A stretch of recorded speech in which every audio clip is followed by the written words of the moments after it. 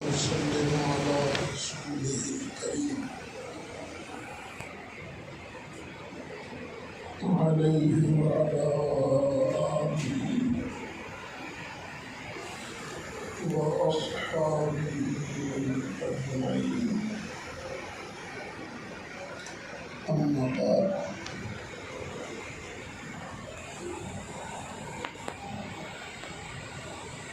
فیصل آباد کی سرزمین وہ سرزمین ہے جہاں سن 1949 حضور محدث اعظم پاکستان رحمۃ اللہ علیہ نے ڈیرا لگایا.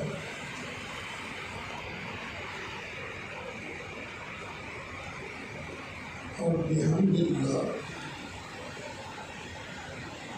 لائلہ پور شریف میں حضور محدث اعظم پاکستان کے سب سے پہلے شاگرد ہونے کا شرف میرے ابا جان کی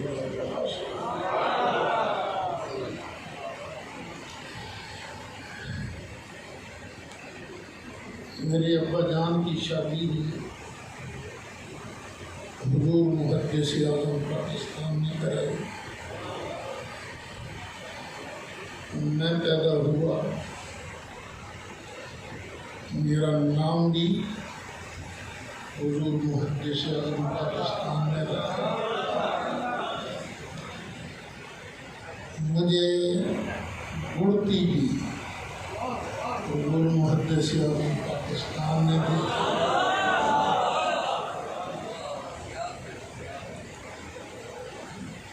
ویسے تو حروف شناسائی میری والدہ مرحومہ اللہ ان کی قبر کو نور سے بھر دیا.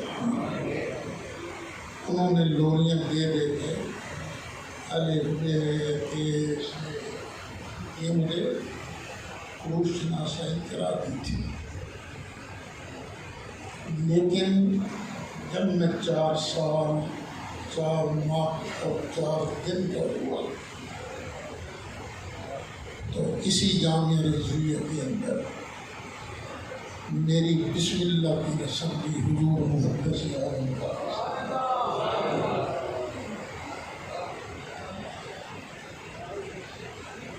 حضور محدث اعظم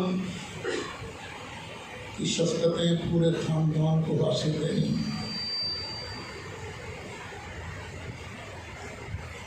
لیکن پتہ نہیں کیا ہوا،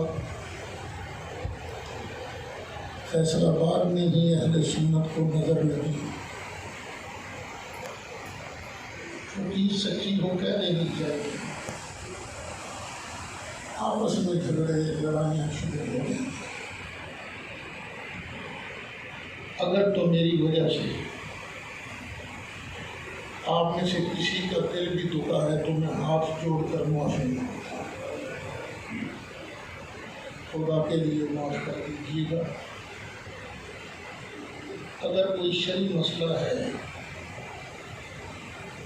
تو 2-3 جو ٹاپ کلاس مفتی ہیں ان کی خدمت میں مجھے پیش کر دیجیے گا. میں شریعت کا تابع ہوں، شریعت میری تابع نہیں ہے. کوئی غلطی ہوئی ہو تو میں ان مفتیوں کا تابع ہوں. جس طرح کہ خطیب العصر حضرت علامہ مولانا محمد حامد سرفراز صاحب قادری نے فرمایا،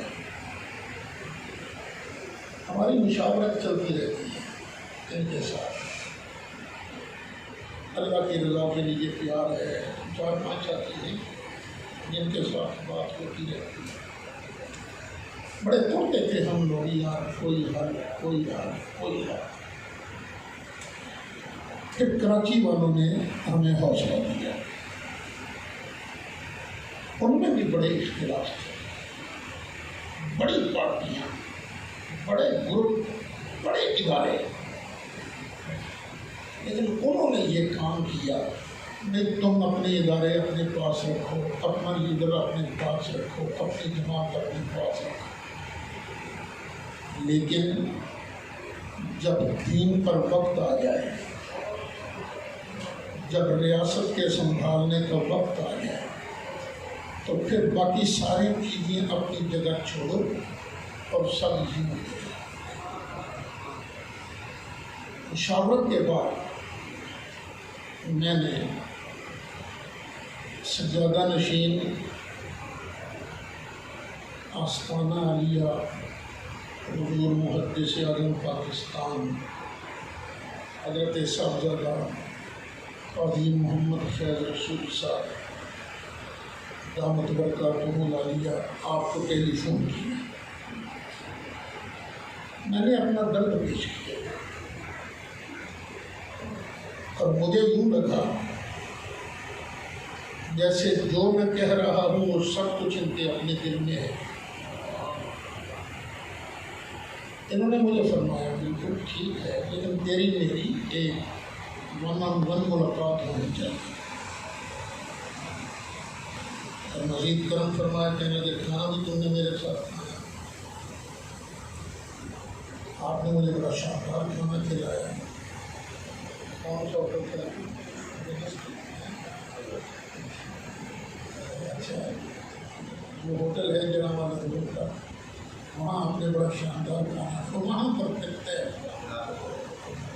کہ آپ کی شرکت نہیں، آپ نے اپنے نمک کھوایا، آگے بھی نمک کھاندے رہے ساڑھے گزر۔ میں نے عرض کیا تھا کہ حضور آپ آگے لگیں، ہم آپ کے سپاہی بن کر کام کریں۔ انہوں نے پھر دوسرے کے لیے صاحبزادہ حسین رضا صاحب سے، صاحبزادہ حسن رضا صاحب سے بات کی۔ الحمدللہ ان دونوں شہزادگان نے بھی مکمل حمایت کا یقین دلایا۔ پھر ہم 3 افراد مل کر جامعہ قادریہ رضویہ حاضر ہوئے۔ وہاں جامعہ قادریہ رضویہ کے یعنی حضرت صاحبزادہ قاضی فیصل صاحب کی صدارت میں، ان کی قیادت میں حضرت صاحبزادہ حسن رضا صاحب اور میں وہاں حاضر ہوئے۔ صاحبزادہ سعید مصطفیٰ صاحب نوری ان کی خدمت میں، انہوں نے فرمایا میں بالکل آپ کے ساتھ۔ یعنی دیکھیں جب آپ نکات بڑھاتے جائیں گے نا، اساں اے بھی کرنا ہے، اے بھی کرنا ہے، اے بھی کرنا ہے، تو بات نہیں بنے گی۔ سچ فرمایا تھا بھائی حمید الدین صاحب نے، کوئی لائحہ عمل تو ملا نہیں، لائحہ عمل دیں گے ابھی آپ کو صاحب دیں۔ سوچا یہ گیا ہے کہ سب سے پہلے ہم کرتے ہیں کنونشن۔ اچھا، پھر اس کے بعد مل کر ہم حضرت صاحب کی قیادت میں صاحب حسین رضا صاحب پھر آستانہ عالیہ محمد شریف کی آتی ہو قاری صاحب سے وہاں ملاقات ہوئی۔ پھر وہ کمیٹی بنی حیدر شاہ صاحب کی قیادت میں تاکہ علماء سے رابطہ کیا جائے، جس کے نتیجے میں آپ حضرات نے قیام فرمایا، آپ نے ہماری اس درد کو محسوس کیا اور آپ تشریف لائی۔ اپنی تنظیمیں آپ اپنے پاس رکھیں، وہاں کام کریں، کوئی اعتراض نہیں، اپنے ادارے چلائیں، کوئی اعتراض نہیں، جس کو جی چاہتا ہے آپ اپنا لیڈر مانیں، کوئی اعتراض نہیں، لیکن ایک موقع تو ایسا دینا کہ دشمن کو پتہ چلے کہ اگرچہ یہ رہتے الگ الگ ہیں، لیکن حقیقت میں جس طرح تسبیح کے دانے ایک دھاگے میں پروئے جاتے ہیں، اسی طرح مسلک کے دھاگے کے اندر یہ سارے دانے پروئے ہوتے ہیں۔ جب بھی دین پر بات آئے یا وطن کی سالمیت پر بات ہے، دونوں چیزیں آپ نے ذہن میں رکھی، تو ہم نے اکٹھے ہونا ہے۔ اب میں گزارش کروں گا حضرت صاحب سے کہ کوئی اعلان فرمائیں کہ ہم کس تاریخ کو فیصل آباد میں اپنی قوت کا مظاہرہ کریں. دو صورتیں ہو سکتی ہیں، یا تو ہم کسی ریلی کا اہتمام کریں یا ہم تھوڑی گھاٹ میں کانفرنس کا اہتمام کریں. فیصلہ تو حضرت صاحب نے کرنا ہے یا آپ لوگوں نے کرنا ہے. میرا خیال یہ ہے کہ ریلیاں سنبھالنی بعض اوقات مشکل ہو جاتی ہے. کوئی بھی شر پسند گھس کر تخریب کاری کر سکتا ہے جس کو پھر بھگتنا پتہ نہیں قائمین کے پاس میں ہو جانا.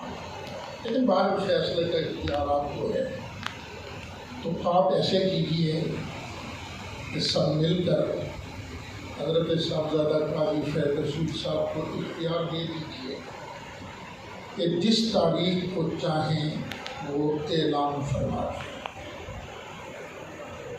کیوں نہیں منظور ہے آپ کو؟ جناب ہم پہلے سے کرونا یہاں اگلی دربار کریں.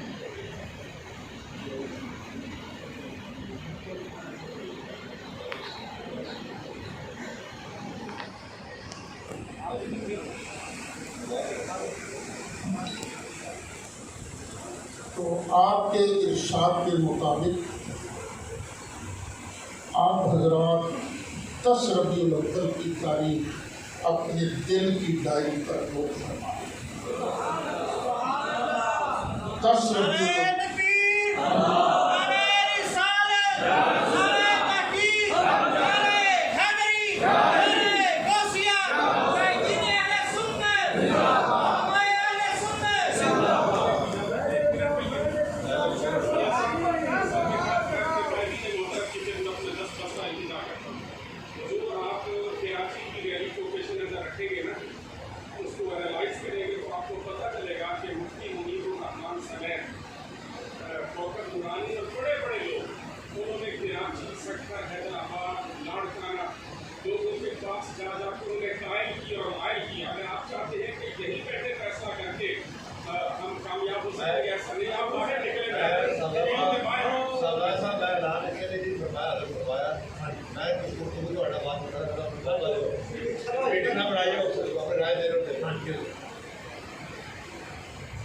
یہ ظاہر ہے کہ 10 ربیع الاول شریف کی کانفرنس جو ہے صرف یہاں کے اعلان سے تو منعقد نہیں ہوگی. یہ تو بنیاد ہے. انشاءاللہ العزیز جہاں بھی آپ کو ضرورت پیش آئے وہاں جانے کے لیے ہم سب حاضر ہیں. ہم اس کانفرنس کے لیے مقامی جلسے بھی کریں گے. ہم وہاں علماء کے کنونشن بھی منعقد کریں گے انشاءاللہ. لیکن ہوگا سب کچھ صاحبزادہ صاحب کی قیادت کے اندر. جہاں یہ حکم فرمائیں گے وہاں انشاءاللہ ہم سپاہی بن کر حاضر ہوں گے. پھر ایک بات ضرور ذہن میں رکھیے کہ خدا کے لیے اس کو لمبا ایجنڈا نہ بنائیے گا. کانفرنس کے اندر ذکر ہوگا صرف اور صرف تحفظ عقیدہ اہل سنت اور وطن پاکستان کی سلامتی کا. وہ اس لیے بھی کہ یہ جو کارروائی کی گئی ہے اس محرم کے اندر یہ کی نہیں گئی، کرائی گئی ہے. وہ جو آدمی جس نے سیدنا صدیق اکبر کے خلاف بکواس کی ہے اس سے کروائی گئی ہے اور پھر اس کو بھگایا بھی گیا ہے. پہلے قادیانیوں کے ذریعے پاکستان میں انتشار پیدا کرنے کی کوشش کی گئی لیکن وہ سازش ان کی کامیاب نہیں ہوئی. اگرچہ انہوں نے ان کی سرپرستی سے ہاتھ پیچھے کیا نہیں ہے لیکن اب اتنا سخت ہاتھ میں. کیوں؟ جہاں قادیانی کا نام آتا ہے مسلمانوں کے دل کے اندر شدید نفرت ہے. وہ پاکستان میں انتشار نہیں پیدا کر سکے۔ اب انہوں نے سوچا ہے کہ شیعوں میں ایک طبقہ جو گالیاں دینے کا ماہر ہے ان کو کھڑا کیا جائے، کیونکہ دیوار کے ساتھ دیوار لگی ہے، ادھر سنی رہتا ہے ادھر شیعہ رہتا ہے۔ بعض گاؤں کے اندر تو شیعہ سنی رشتہ داریاں بھی ہیں، آپ سمجھ لوگ ہیں نا، یہ سمجھ ہے تو رشتہ داریاں بھی ہیں۔ باہر کی دنیا چاہتی ہے کہ پاکستان میں رہنے والوں کو لڑایا جائے، ہم نے ان کی سازش بھی ناکام کرنی ہے اور ہم نے صدیق اکبر کی صداقت کا تحفظ بھی کرنا ہے۔ دیکھیے ہم روز آیتیں پڑھ کے سناتے ہیں، یا ایھا الذین آمنوا اتقوا اللہ وکونوا مع الصادقین، ایمان والو اللہ سے ڈرو اور سچوں کے ساتھ ہو جاؤ۔ کبھی قرآن سے پوچھا ہے یہ سچے ہیں کون؟ جن کے ساتھ ہم نے ملنا ہے، جن کے ساتھ ہم نے رہنا ہے، جن کی معیت ہمیں حاصل ہونی ہے، روحانی معیت۔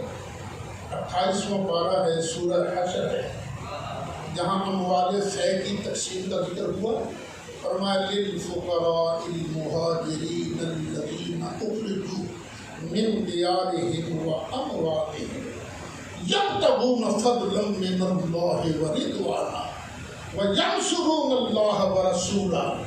آگے فرمایا اولئک هم الصادقون، یہ ہیں سچے لوگ، سچے۔ تو ہم نے اپنی بخشش کے لیے کام کرنا ہے، اپنی بخشش کے لیے، تاکہ ہماری قبریں ٹھنڈی ہو جائیں، ہمارے ایمان مضبوط ہوں گے، ہمارے بچوں کے ایمان بچیں گے۔ اگر ہم ہی ڈھل مل یقین ہو گئے، جس طرح کہ وہ کسی نے کہا تھا نا کہ میں سرکار محدث اعظم فرمایا کرتے تھے، رہتا میں گول بازار میں ہوں، عقیدہ گول مول نہیں ہے، عقیدہ تو پکا رکھنا ہے، پھر عقیدہ ایسا نہیں ہونا چاہیے تو بندہ گھر بیٹھے تو شیر ہوئے تو دوجا آ جائے تو پھر کہاں سے لے آؤں۔ اگلے کی آنکھ میں آنکھ ڈال کر بھی بندہ پتہ چلے کہ یہ محدث اعظم کا فیض یافتہ ہے۔ میں اسی پھر آپ سے بات کرتا ہوں، اگر وقت دیا جائے گا۔